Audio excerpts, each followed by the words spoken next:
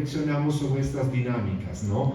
Racismo, clasismo, temas importantes que atraviesan el tejido de nuestra universidad y que es necesario también enfrentar. ¿Cómo han vivido la interculturalidad en la Ibero jóvenes que han estudiado diferentes carreras aquí en nuestra universidad? De jóvenes indígenas que se encuentran o han atravesado gran parte de su trayectoria en la Universidad Iberoamericana.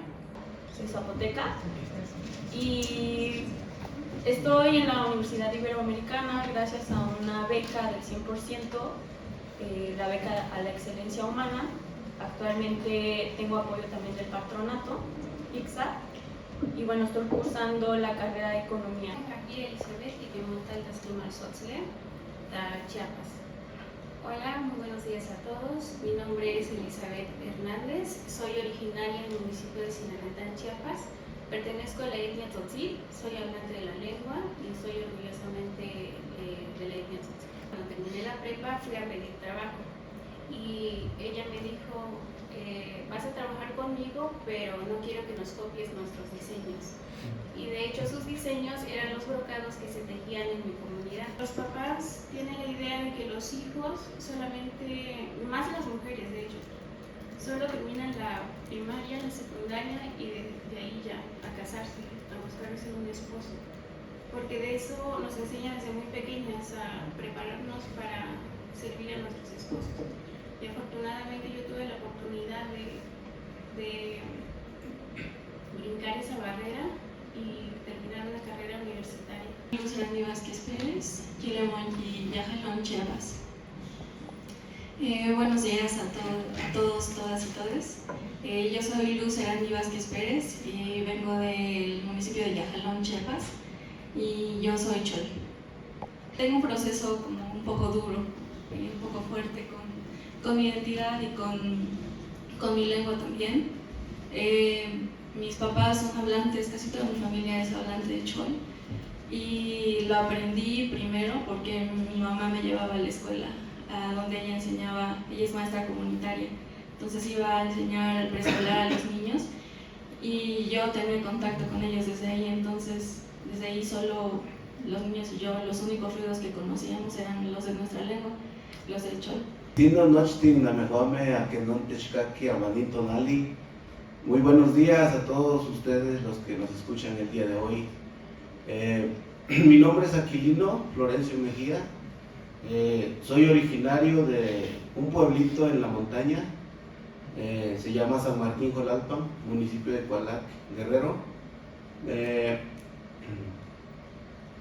Soy egresado también de la Escuela Normal Rural Raúl Isidro Burgos de Ayotzinapa del 2015, y agradezco mucho a la Universidad Iberoamericana, al rector, ex rector y el actual también, y el ex rector David Fernández Dávalos, por habernos brindado la oportunidad de estudiar en esta universidad. Los 43 compañeros y el asesinato de 3 de ellos me obligó a estudiar psicología por la poca sensibilidad de las autoridades judiciales, de las autoridades gubernamentales, de todas las instituciones que están encargadas de procurar justicia y verdad. Pues vi muy poca responsabilidad, muy poco éticos hacia el trabajo con las víctimas, y es por ello que decido estudiar psicología. Mi nombre es Yasmani Santana, yo pertenezco al pueblo Mazahua,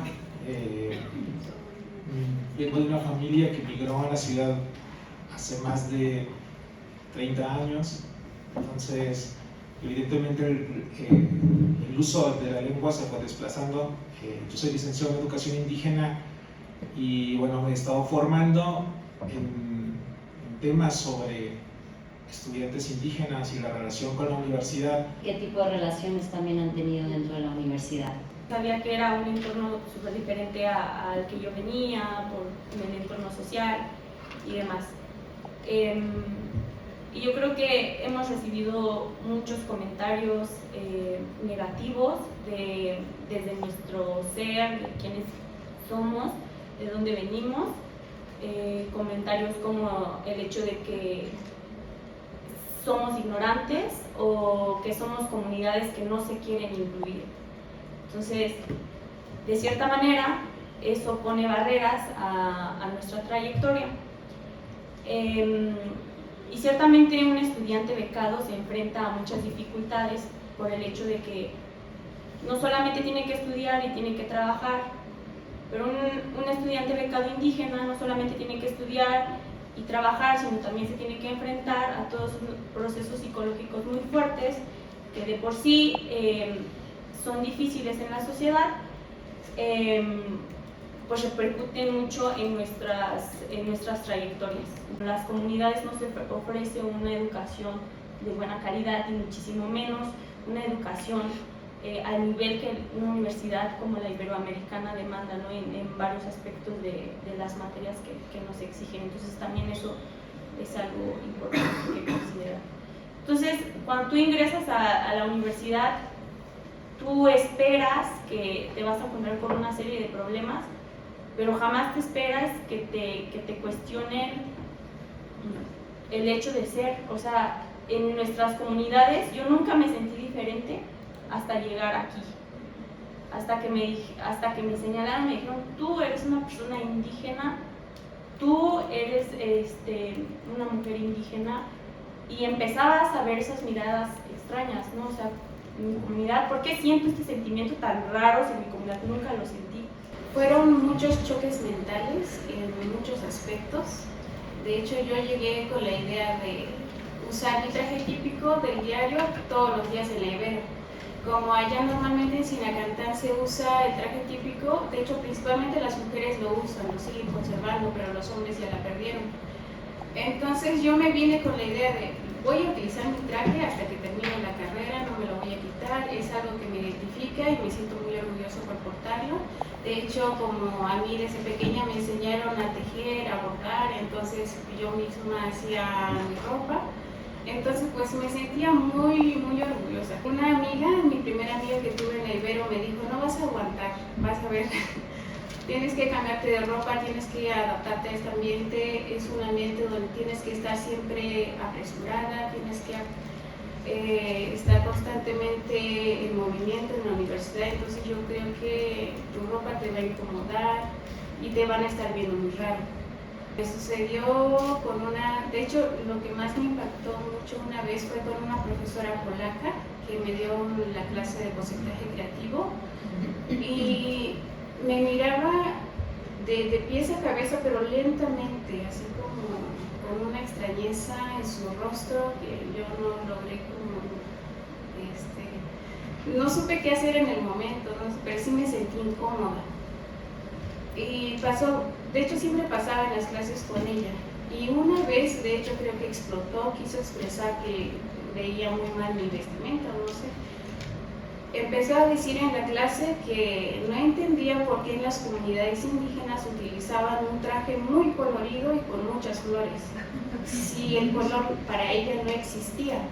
Los colores son como un reflejo de los ojos y que en realidad pues no existían. Entonces yo en esa ocasión quise participar, levanté la mano y le dije, pues es que en las comunidades indígenas tenemos otra visión del mundo y nosotros el concepto de color tiene un significado y nuestra vestimenta, tanto en el color, tanto en las formas, los colores que utilizamos, tiene mucho valor, valor para nosotros y tiene un gran significado. Pasó como un año quizás para que yo tuviera amigos ya bien. Y fue en tercer semestre cuando yo tuve lingüística y ahí fue la primera vez en la que pude decir que hablaba otra lengua que no viene, ¿no? de idiomas indoeuropeos. Y la maestra se sorprendió, ¿no? Porque casi no vienen estudiantes que hablan otras lenguas, ¿no? Acá a la universidad, que si mis papás hablaban, que de dónde era la lengua y así, ¿no? Como cosas sobre mí y que no, o sea, no fue un encuentro, no fue algo violento para nada. Yo tenía miedo de que, no sé, de que me dijeran, de que ya no quisieran estar conmigo o algo así.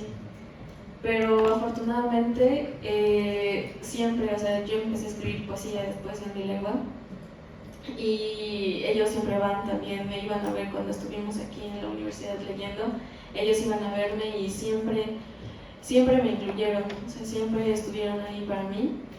Y también me llamaba mucho la atención que, a pesar de que estudiaba literatura latinoamericana, o sea, solo en la clase de lingüística, como que podía reflexionar un poco más acerca de mi lengua. Y otra vez llego y me siento así extraña. Siempre yo le decía a él, porque él y yo vivimos juntas, le decía que siempre que bajaba del camión, aquí abajo en la puerta 3, sentía que estaba soñando, sentía que no sé qué estaba haciendo aquí, me sentía... De hecho, nunca me sentí parte del Ibero, como que yo fuera una alumna Ibero, así. Nunca me sentí parte así de la universidad, porque siempre era muy extraño. Por ser indígena, esa es una. Pertenecer a un pueblo indígena y hablar una lengua indígena, ¿no? En nuestros pueblos. Y si hablamos de discriminación, pues nuestros pueblos desde hace muchos años hemos padecido la discriminación y el racismo y el clasismo, porque si hablamos de pueblos indígenas, cuando yo digo que se discrimina a esos pueblos o se discriminan a nuestros pueblos es porque no tenemos servicios básicos. Una, el acceso a la educación, que eso es lo más primordial y lo más básico para todos, para todas, ¿no? Los servicios de salud no los tenemos en nuestros pueblos indígenas. La seguridad tampoco la tenemos y podemos ver una lista muy grandísima de todos los servicios que no tenemos. Por eso digo, o decimos que hay una discriminación hacia esos pueblos, porque entre más alejados estén y tengan menos educación para el gobierno, mucho que mejor. Incluso un chavo que es de Oaxaca me comentó que él se burlaron de él porque traía calzando unos guaraches, ¿no? Entonces yo digo que los guaraches son, bueno, lo puede calzar cualquiera, ¿no? Solo que, no sé, aquí hay Nike y otras marcas, pero nosotros de los pueblos indígenas ponemos guaraches, pues te discriminan. Y también porque cuando uno va a la escuela, pues va a aprender y a superarse. Entonces cuando uno empieza a sobresalir en las materias, empieza a sobresalir como alumno, pues obviamente que hasta es sorprendente porque en nuestras comunidades y del municipio, pues, más allá de apoyarte es como criticarte. Actos donde se le culpa a la persona por reaccionar ante un acto evidentemente violento, ¿no? Contra la persona, contra lo que porta su propia identidad. La falta de recursos básicos, servicios básicos. En algún momento en las redes escuché una analogía que me pareció increíble, porque es como pensar en una carrera, en un maratón de 42 kilómetros, hay quienes inician en el kilómetro 0 y hay quienes inician en el kilómetro 10, 20, esos son los privilegios. Y a una persona que empezó en el kilómetro 0, además se le exige que llegue antes que todos los demás. Escuchando a mis compañeros y a lo largo de este trayecto, de este semestre, hemos tenido la oportunidad de conocernos un poquito más. Y todos convergemos en que no solamente estamos aquí por un beneficio propio, o sea, no solamente es venir, hacerte de una carrera universitaria y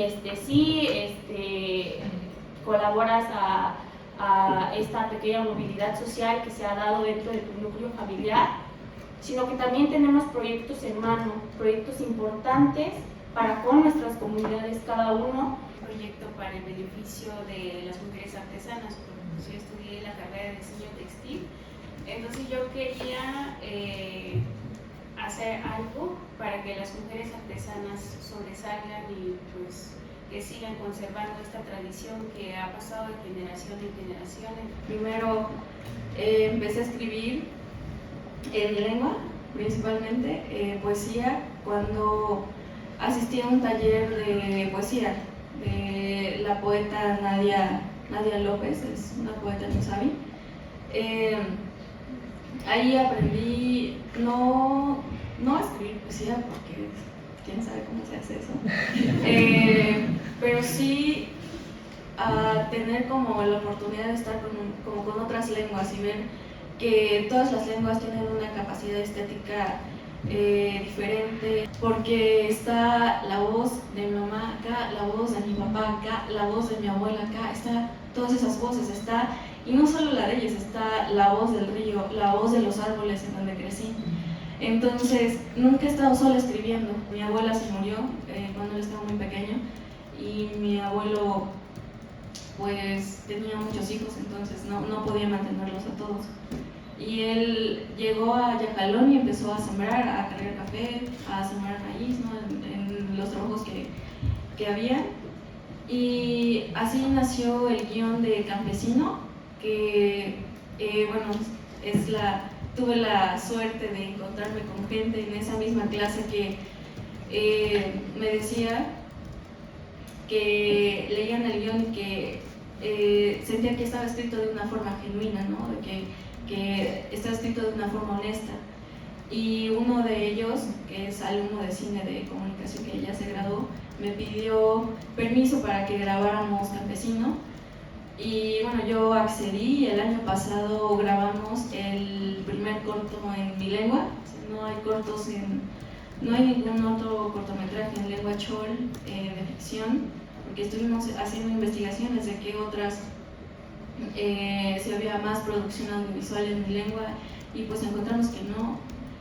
Y bueno, eso me siento muy contenta, la verdad, de que ya este año está próximo a salir Campesino, porque me siento contenta porque primero fue gente que no es ni actriz ni son actores ni nada que participó en el proyecto, son chavos de nuestra edad que estuvieron participando, que siempre he sido un hombre, supe que los nuestros particularmente no importan. Cuando me pidieron el árbol genealógico de mi familia en una clase de la universidad, casi todos mis compañeros podían ver hacia atrás en papeles oficiales, en fotos o simplemente a través de la memoria de sus padres.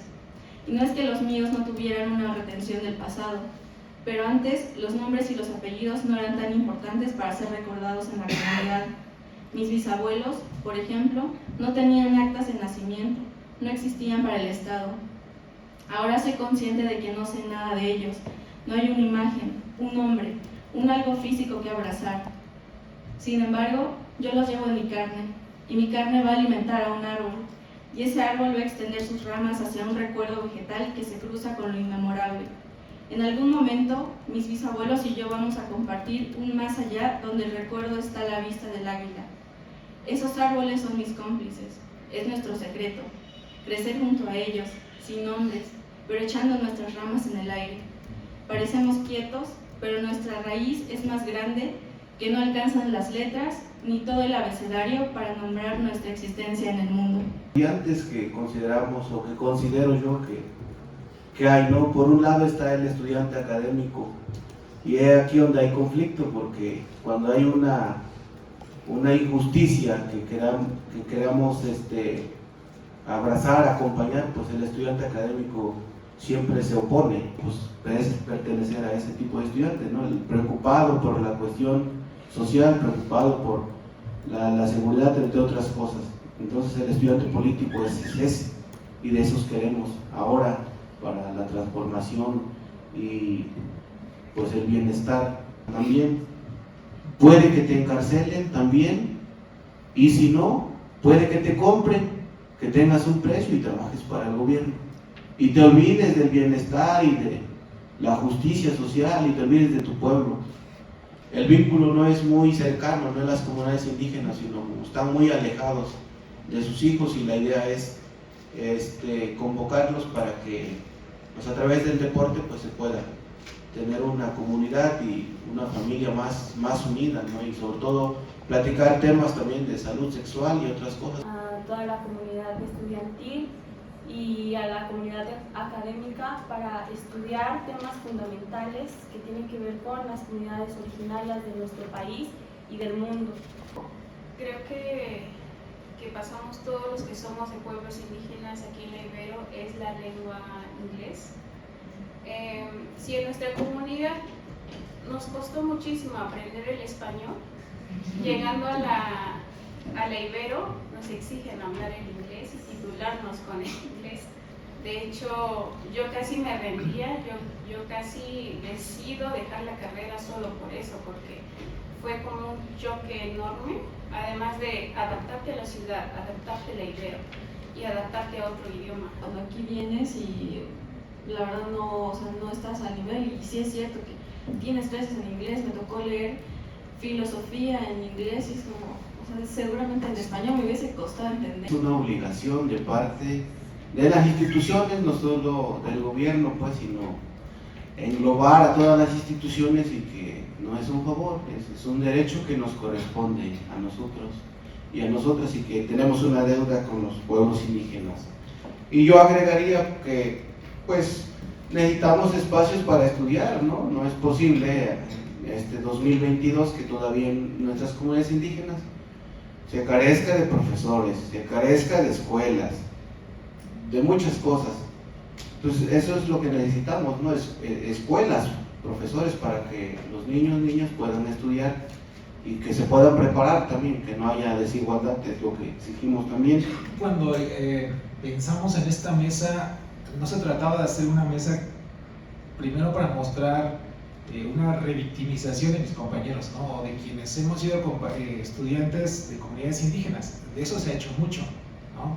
En muchas mesas. Nosotros ya no, o sea, no estamos pensando por ahí. Tampoco casos de éxito, decir que cada uno de mis compañeros son el ejemplo, ¿no? Porque también, evidentemente lo son, ¿no? Lo somos quienes hemos atravesado todas estas circunstancias. Mostrar que la universidad sigue siendo un espacio de privilegio, ¿no? Es un espacio de privilegio al que un grupo muy reducido de nuestra sociedad puede ingresar, en escuelas públicas y privadas. Es muy complejo. Y para el común de la sociedad es complejo, para quienes venimos de comunidades se vuelve todavía más complejo, ¿no? Mis compañeros lo enunciaron muy bien: las condiciones geográficas, las condiciones lingüísticas, los accesos a servicios, el vivir en la ciudad, evidentemente marcan pues un panorama mucho más complejo para acceder a los espacios universitarios. Homogeniza, pierde la identidad, ¿no? Y en realidad lo que hoy, dentro de las narrativas, dentro de las experiencias de mis compañeros, lo que se muestra es que también la universidad ha servido como un espacio de resignificación identitaria, ¿no? Es decir, yo sigo asumiendo que pertenezco a una comunidad, me asumo como parte y también colaboro y participo. Y con muchos sentimientos encontrados, porque o sea, a mí sus experiencias como que me llenan de mucha esperanza como estudiante indígena.